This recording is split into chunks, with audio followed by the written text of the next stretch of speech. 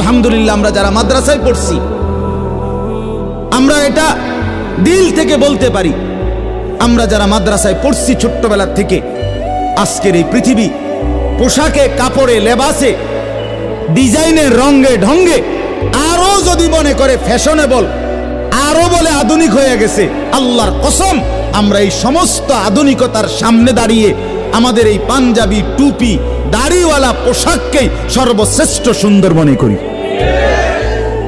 আমরা মনে করি দাড়িবিহীন চেহারা সুন্দর নয়।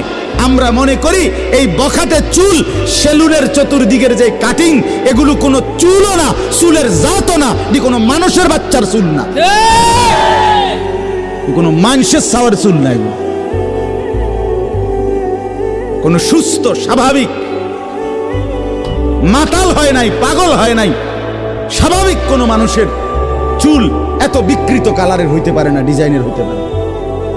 আর সে তো মুসলমান, মুসলমানের চুল এমন হবে কেন?